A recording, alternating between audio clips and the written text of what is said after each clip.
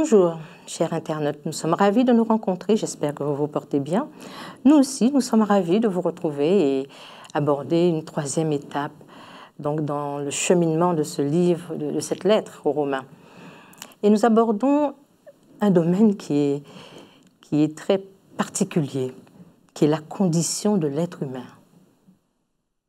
Avant d'aller plus loin, on va peut-être prier déjà avec le pasteur Chafographe, tu veux bien? Notre Dieu, notre Père Céleste, merci pour l'occasion qui nous est donnée de pouvoir nous pencher sur ta parole. Puisse-t-elle nous faire du bien, nous aider à comprendre le message que tu désires nous faire parvenir. Au nom de Jésus-Christ, nous te prions et pour ta gloire. Amen. Amen.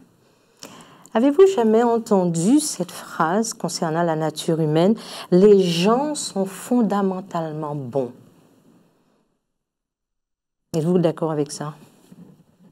Nous ne sommes pas tous d'accord. Parce que derrière une apparence rassurante dans cette phrase, elle cache une profonde inexactitude. Qu'allez-vous me dire? C'est parce qu'on constate. Oui. Vous savez, il existe des sources indiscutables qui disent le contraire, en des termes, écoutez, très durs. Il n'y a point de juste, pas même un seul. Nul n'est intelligent, nul ne cherche Dieu. Tous sont égarés, tous sont pervertis. Il n'en est aucun qui fasse le bien, pas même un seul. Leur gosier est un sépulcre ouvert, c'est très fort ça. Ils se servent de leur langue pour tromper. Ils ont sous leurs lèvres un venin d'aspic. Leur bouche est pleine de malédictions et d'amertume. Ils ont les pieds légers pour répandre le sang. La destruction et le malheur sont sur leur route. Il va fort, l'apôtre Paul. Qu'est-ce que vous en pensez, pasteur?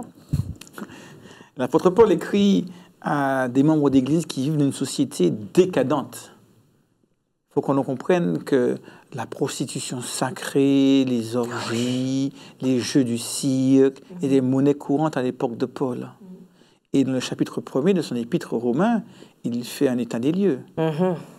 Et nous montre qu'il y a vraiment là des choses qui sont bien loin de l'idéal divin pour l'humanité. Et on pourrait se poser la question aussi, est-ce que notre société actuelle est décadente? Et c'est vrai que lire les premiers chapitres de Paul à Rome, donc aux chrétiens de Rome, c'est prendre une claque. C'est littéral prendre une claque. Et je peux comprendre que beaucoup trouvent ce discours très pessimiste sur l'homme, sur ce qu'est la nature humaine, sur ce dont l'homme est capable. Parce qu'aujourd'hui, on va dire non, nous sommes capables de sauver la planète. Nous cherchons des solutions pour sauver la planète. Et puis les hommes sont capables de très jolies actions. Voilà, et je pense à cette chanson de Michael Jackson qui a fait le tour du monde, Heal the World. Allez, tu peux faire de ce monde un monde meilleur. Il suffit de bonne volonté et tu y arriveras. Oui. Et quand vous lisez ces 2-3 premiers chapitres, là, vous vous dites, mais c'est pas le monde dont je rêve. Au secours. Que se passe-t-il?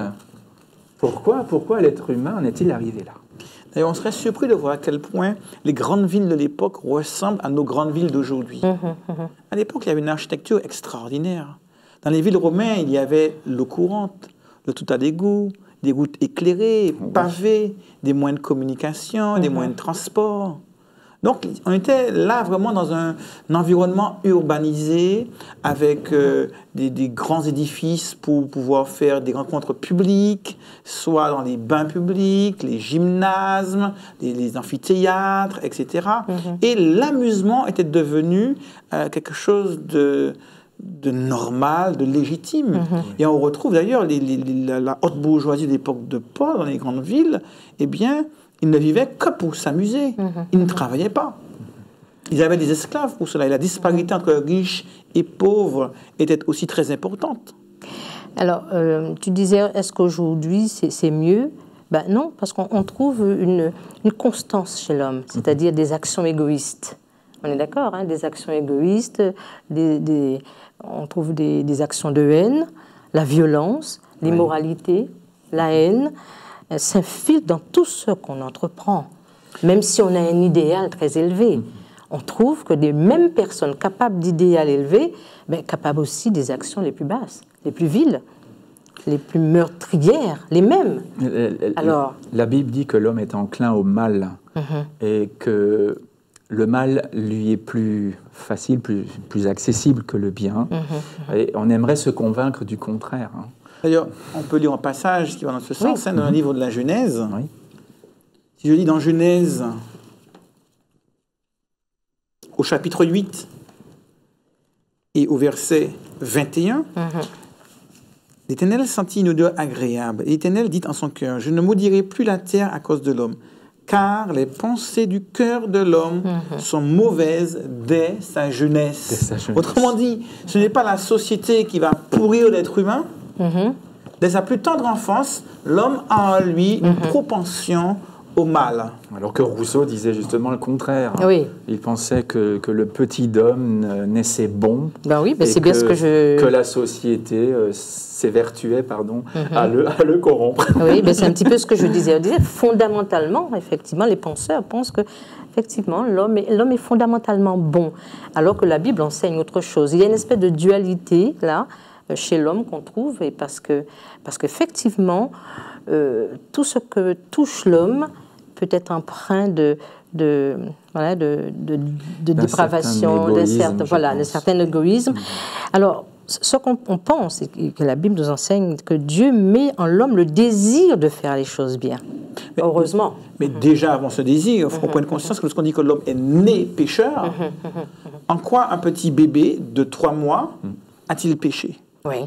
Il ne sait pas se mouvoir, il n'est pas autonome pour dire qu'il a volé, il ne sait pas parler, il ne peut pas avoir menti, à peine conscient du monde, il ne peut pas avoir convoité. Mais pourtant, on dit qu'il est né pécheur, parce que sa nature même est de pécher. C'est très profond. Et en quelque part, l'homme ne choisit pas de pécher ou pas depuis la chute. L'homme est né dans une condition qui fait que naturellement, ce qui est naturel en lui, c'est le péché. Et le mot condition est important, parce qu'il faut bien comprendre que le péché est d'abord justement une condition, je vais prendre des synonymes, c'est une situation, c'est un état de fait. C'est-à-dire que l'homme, quand il naît, quand il vient au monde, n'est pas en relation avec Dieu, et le problème est là. C'est ce qu'on a parfois du mal à comprendre, c'est que l'être humain est aliéné par le fait qu'il a perdu le contact avec le divin.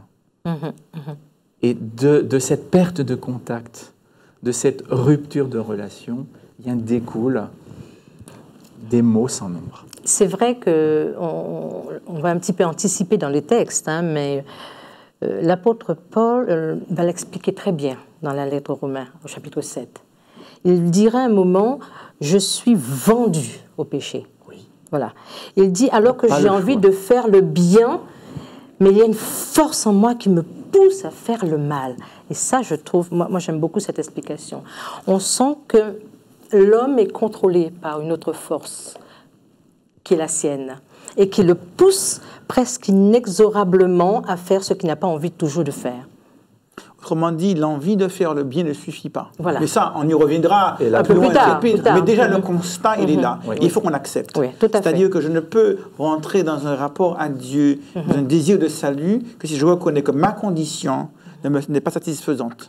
La condition de la société au sein de laquelle j'évolue n'est pas satisfaisante. C'est le constat que fait Paul par rapport à la société romaine de l'époque. Oui, on peut lire. Oui. La condition de l'homme sans Dieu est une condition désespérée, en réalité. On a beau chercher des solutions, on n'en trouvera pas. L'homme sera toujours beaucoup plus facilement attiré par ce qui est mal. Voyez ce que l'on utilise aujourd'hui justement pour retenir les téléspectateurs. Oui. Le crime, la violence, les obscénités et le sexe. La vulgarité. Et la vulgarité.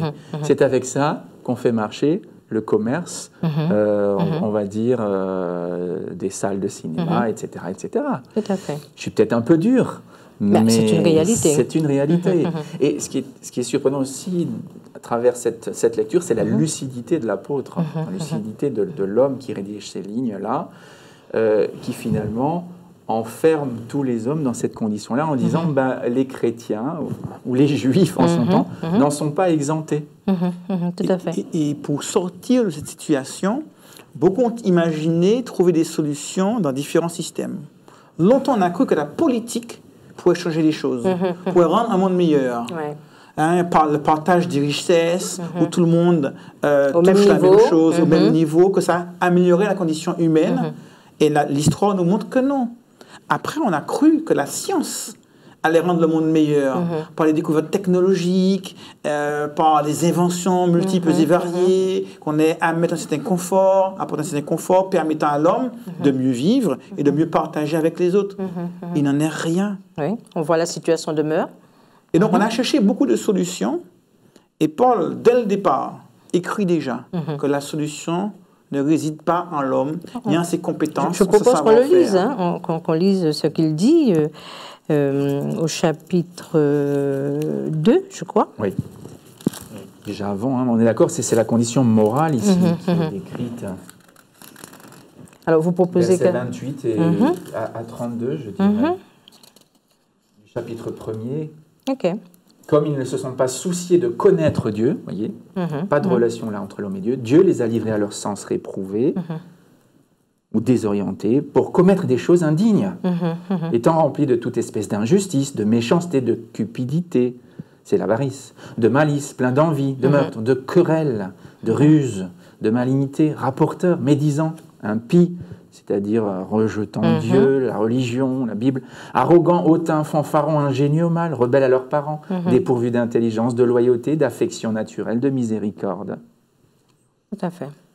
Et on peut même continuer un peu plus loin. Alors on voit c'est pourquoi Dieu, voilà, verset 28, 27, 28, 30, étant rempli de toute espèce d'injustice, hein, on l'a lu, 30, rapporteur, 31, manque de loyauté. C'est ça. Tout à fait. On voit bien là, ce catalogue de vices, comme on l'appelle, et bien que Paul décrit une situation qui pourrait être la nôtre aujourd'hui. Les mêmes mots pourraient décrire nos sociétés contemporaines. Plusieurs siècles après.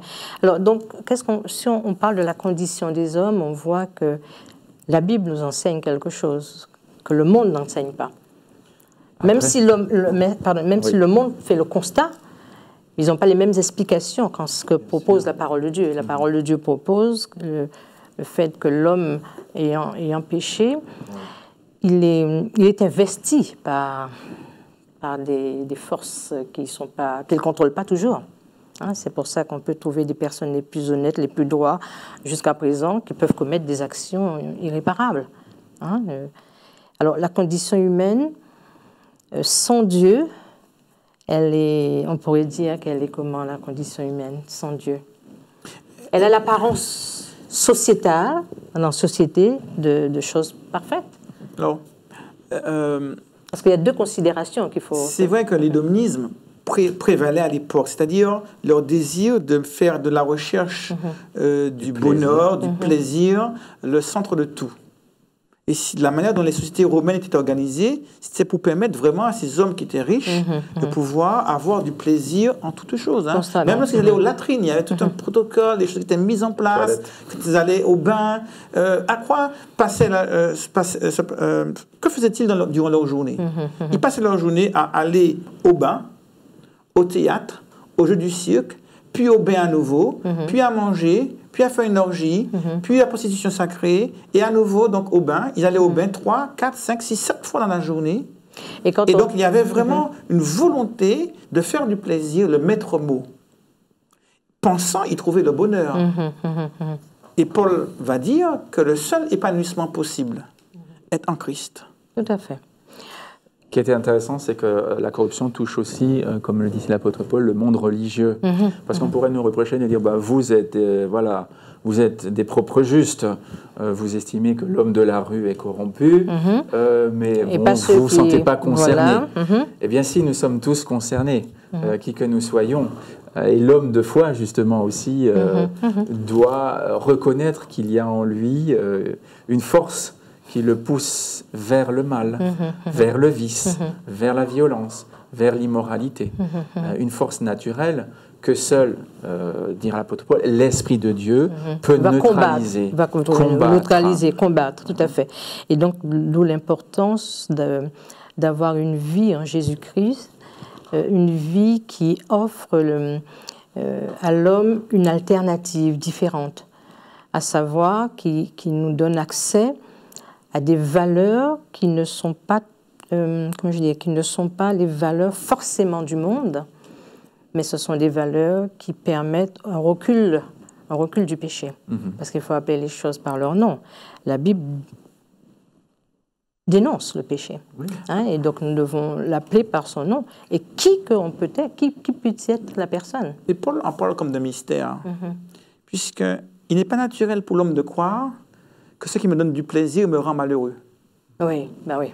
Tout naturellement, on a l'impression que ce qui me donne du plaisir, qu'il soit dans l'alimentation, dans le sexe, dans la drogue, dans beaucoup de choses, va me rendre heureux. Paul est en train de dire que ces choses-là nous rendent esclaves. Tout à fait.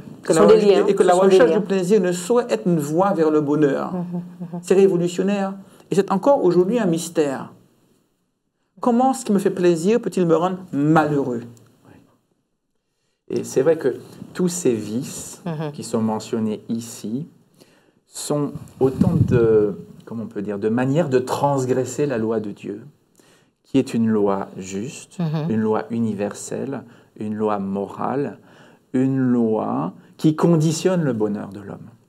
Et lorsqu'on comprend bien la raison d'être de cette loi, on est amené à reconnaître que cette loi protège en fait l'intégrité de l'homme, son bonheur.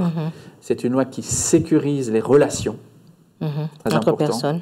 entre les personnes, qui sécurise les liens et qui donne donc de la consistance à la personne et aux relations qu'elle peut entretenir avec les autres. Et cela nécessite quand même quelque chose. Cela nécessite d'arriver à se décentrer de soi pour se centrer sur Dieu. Si je suis centré sur moi, mes désirs, mon bonheur, mon plaisir, ce qui me fait du bien, une attitude égoïste, égocentrique, eh bien, cela me détruit petit à petit. Alors que si je me centre sur Dieu et que je fais Dieu le centre de ma vie, qui est la norme pour mes valeurs, ma référence pour ma conduite, alors je peux trouver la voie du bonheur. C'est tout secret. Parce que tout naturellement, beaucoup de personnes ont une philosophie ou une approche de la vie anthropocentrique, centrée sur l'homme, ses désirs, ses besoins, ses aspirations, son propre plaisir. Et Dieu dit quelque chose d'assez impressionnant. Il en donne l'exemple. Pour être heureux, il faut se centrer sur l'autre. Il faut donner à l'autre la première place. Il faut aimer sa femme comme étant la meilleure partie de soi. Il faut aimer Dieu avant tout ce que nous pourrions avoir ou posséder. Et en quelque part, c'est un défi quotidien, puisque ce n'est pas naturel pour l'homme. Tout à fait. La loi de Dieu est une loi qui nous invite à sortir de nous-mêmes pour aller à la rencontre de l'autre.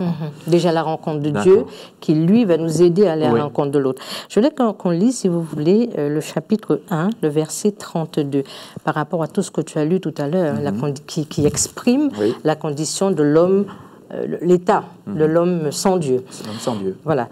Verset 32 nous dit « Eh bien, qu'ils connaissent le jugement de Dieu, déclarant dignes de mort ceux qui commettent de telles choses. Non seulement ils les font, mais ils approuvent ceux qui les font. » Donc voilà, première chose, le jugement. Et si on regarde juste après, verset 2 du chapitre 2, nous savons en effet que le jugement de Dieu contre ceux qui commettent de telles choses est selon la vérité. On sait bien que tout ce qui est de l'homme naturel, toutes les actions qui ne sont pas cadrées par la parole de Dieu sont appelées à rentrer en jugement. Et Dieu va évaluer tout le comportement de l'homme naturel en fonction donc des critères que lui pose. Absolument. Ce n'est pas l'homme qui détermine qui est bon. Ce n'est pas l'homme qui détermine qui est bon, voilà, ou qui est sans péché. Ce sont les cadres de Dieu qui déterminent ce qui est péché. Ce sont les postulats posés par Dieu. Et ça, c'est très important de le comprendre. Ce n'est pas... oui, seule la loi de Dieu dit le bien et le mal. Voilà, ce qui est bien, ce qui est mal. Ce n'est pas l'homme qui pose ce postulat-là. La référence, elle est en dehors de l'homme. En dehors elle est de divine. Oui. Voilà. Et nous reconnaissons la parole de Dieu, Parce la que- Bible, comme étant la révélation divine. Tout à Et nous ne fait. pouvons pas être jugés partis, c'est ça aussi. Absolument, absolument. C'est Dieu qui est juge. de Et on notre voit que celui, conduite. voilà, on voit que celui qui approuve les personnes, c'est-à-dire qui prennent part à ça, eh bien, ces personnes aussi sont appelées à ce même jugement. Ça paraît quelque chose d'assez dur. C'est vrai que Quand on ne comprend pas le cheminement de Dieu. la Bible dénonce l'aliénation de l'être humain, c'est-à-dire que quand l'être humain est livré à lui-même, eh bien, il va s'enfoncer dans le vice, dans la violence, dans la méchanceté, dans l'immoralité, dans toutes sortes de conduites dépravées ou dénaturées, c'est certain. Mais la Bible ne se complaît pas dans cette description Non. sombre, Et funeste, uniquement de jugement. inquiétante. Uniquement de Elle dit jugement. attention, une menace pèse sur l'humanité. Mais Dieu ne veut pas se débarrasser de l'humanité parce qu'elle est pourrie, comme on se débarrasserait d'un fruit pourri dans un panier. Ce que Dieu veut, c'est changer l'humanité. C'est amener les hommes à la repentance. Il veut que tous les hommes soient sauvés et il veut les amener sur un chemin, justement, de changement. Alors, il est évident qu'on ne peut pas comprendre cela si on ignore que Dieu est un adversaire.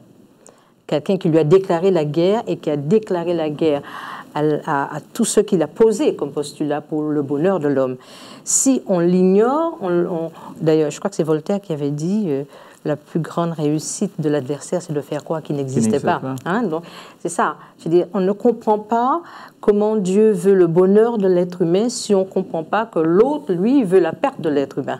Donc ça, c'est très important qu'il y ait ces deux compréhensions des choses. L'adversaire, lui, il rôde comme un lion rugissant qui cherche, qui va dévorer. En même temps, le Seigneur, lui, nous dit, voilà, sortez donc de sa logique.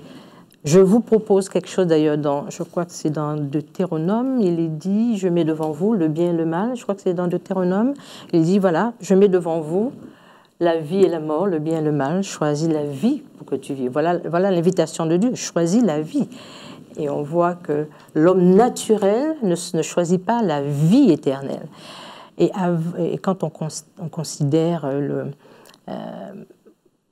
les conséquences du comportement dont parle l'apôtre Paul, ben les conséquences sont toujours des conséquences malheureuses pour l'homme. Je veux dire que quelqu'un qui tue, qui vole, ben les conséquences, quelqu'un qui fait du mal, les conséquences, c'est même pas Dieu qui les envoie, ça découle. Ça découle. Si on doit dire une parole concernant l'être humain, une parole, on peut lire, si vous voulez, je peux vous proposer Romains 3, verset 23, un texte qui est assez... Alors, quand on ne comprend pas le cheminement de Dieu, on pourrait penser que c'est un texte lapidaire. Tous ont péché, tous, contrairement à ce qu'on disait, et sont privés de la gloire de Dieu. Est-ce que vous pouvez m'expliquer ce texte-là? Tous ont péché, sont privés de la gloire de Dieu. Qu'est-ce que ça signifie dans le cadre dont on parle, de la condition de l'être humain? Oui, c'est vrai que ça résume tout ce qu'on a dit à l'instant, en ce sens que l'homme, par définition, est dans un état de séparation avec Dieu. Or, il n'y a pas de vie en dehors de Dieu. Ça veut dire que dès lors où nous sommes coupés de Dieu, automatiquement, nous sommes condamnés à périr. Quand je coupe une branche, après l'avoir coupée, cette branche est encore verte. Les feuilles ont l'air fraîches et belles, et pourtant la branche est déjà, par cette rupture, condamnée à dépérir. De la même manière, nous pouvons avoir la vie, mais être condamnés à la mort si on ne retrouve pas cette connexion, cette relation à celui qui seul est la vie, qui seul est la source de la vie. Oui, et c'est-à-dire que l'homme n'est plus en mesure de manifester les attributs du caractère divin, ce qui fait la gloire de Dieu aussi, c'est ce qui le définit. C'est ça. Et là, on peut comprendre que l'homme n'est plus en mesure de révéler le divin, tant qu'il est séparé, effectivement, de son Créateur. Et pour cela, et quand on regarde le verset 24, toujours du chapitre 3, la solution est là. C'est de retrouver son Créateur. Voilà. Ils sont gratuitement justifiés. C'est ce dont on parlait il y a à peu près 2 semaines. Ils sont justifiés gratuitement par sa grâce, par le moyen de la rédemption qui est en Jésus-Christ. Il résume l'Évangile. Voilà. Le problème et la solution. Voilà. le poison Voilà. et le remède au poison, l'antidote. Et Tout à fait. Ce qu'il faut aussi admettre, c'est que seul un Dieu créateur peut changer le cœur de l'homme, Oui. peut changer la nature humaine et donc la condition humaine. Et à un moment donné, l'apôtre Paul, au cours de ces 3 premiers chapitres, va dire, mais le problème, c'est que vous avez oublié votre Créateur. Ou plutôt, vous faites comme si vous existiez ici sur Terre par votre propre volonté. Par la volonté de l'homme. Voilà. Ça ressemble étrangement à des paroles écrites pour l'homme du 21e siècle. Parce que, notamment le chapitre 1er, ceux qui veulent oublier le Créateur et adorer la créature plutôt que le Créateur. Comme si on s'était créé nous-mêmes. Voilà, et de nos jours, avec les différentes théories, la théorie de l'évolution, etc., eh bien, on a réussi à extraire Dieu de la vie des hommes, de la vie des hommes et de son histoire, de la dissocier complètement, à tel point que on a dû inventer d'autres explications pour justifier l'existence de l'homme. Bien sûr, bien sûr. Et on se rend compte que toutes les théories, comme tu parlais, qui ont traversé les siècles, n'ont pas réussi à donner le bonheur, parce que c'est un cadeau que Dieu donne, le bonheur. L'homme le cherche dans la jouissance de tout, et il ne trouve pas. Les paroles de Paul en son actualité, au chapitre 1er, lorsqu'il dit, au verset 22, « Se vantant d'être sages, ils sont devenus fous. » Voilà. Autrement dit, aujourd'hui, les hommes sont quand même fiers de leur science, de leur savoir, des progrès technologiques, de toutes les connaissances accumulées. Et à force de se croire sages, les hommes sont devenus fous. Oui, parce qu'ils sont centrés sur l'humain et ils ont oublié le rapport à la divinité. Et qui intervient dans la vie de l'humain, si on l'invite à venir. Et même lorsqu'on n'invite pas, quelquefois, il intervient. Alors on appelle ça la chance, ou comment on peut appeler ça aussi, la providence. Parce que Dieu souffre avec l'homme dans sa souffrance, dans cet état de souffrance. Alors, il fait tout pour tendre la main à l'homme, mais l'homme fuit en permanence, l'homme se cache de Dieu, comme dans le Jardin d'Éden. C'est important, il est urgent que l'homme se réconcilie avec Dieu, tout à fait. Avec son Créateur, qui est également son Rédempteur, c'est-à-dire son Sauveur. Et Dieu a une solution pour notre planète. Oui, il a une solution. Bien sûr. Et puis, il y a une chose quand Dieu... Voilà, quand Dieu rentre dans le cœur de l'homme, l'homme pense différemment. L'homme pense positivement, l'homme pense pour construire, dans l'au-delà. Même quand je dis au-delà, pas après la mort, mais il construit pour le futur, pour ses enfants. C'est vrai que ce sujet est très, très vaste, la condition humaine. Je vous invite à y réfléchir. Et voyez ce que Dieu a apporté dans votre vie afin de changer votre vision du monde. Parce que c'est ce dont il s'agit. Quand Dieu rentre dans la vie de l'être humain, qui se livre à toutes sortes de pratiques, nous les connaissons très bien. Alors lorsque Dieu rentre dans la vie, il nous recadre d'après sa parole et il nous donne le bonheur. En tout cas, c'est ce que je souhaite pour vous. Bonne semaine. Au revoir. Merci. Au revoir.